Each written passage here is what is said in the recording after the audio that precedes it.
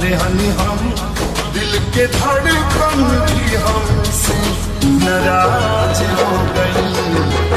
या तो हया सिवा कुछ ना के सनम होके हमसे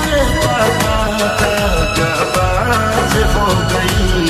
तोहके दिलवा में तोहके दिलवा में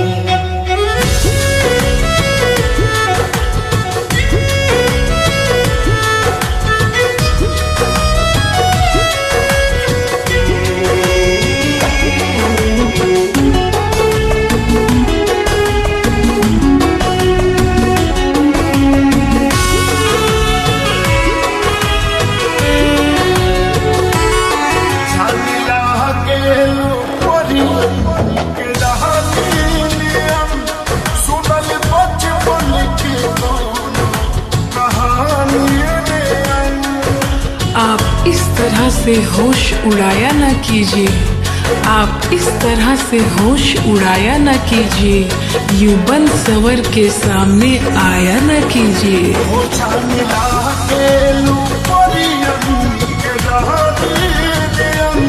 सुनल बचपन के बनो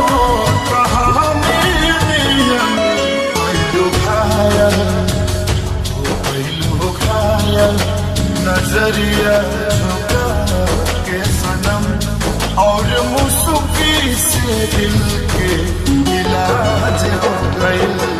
तोहके दिलवा में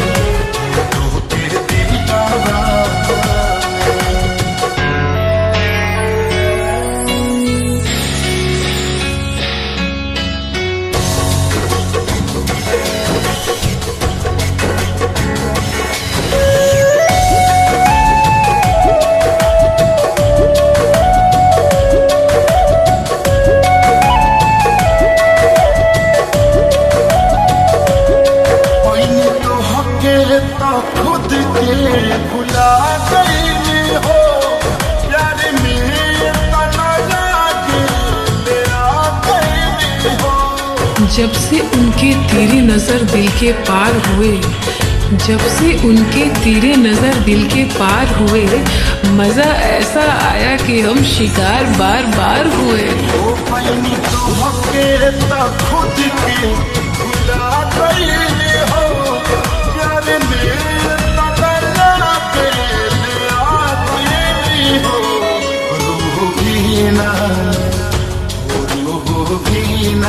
में तो हर पुकारने लगा। अब तो नस नस में तो राज हो गई। तोहके दिलवा में जैसे बसा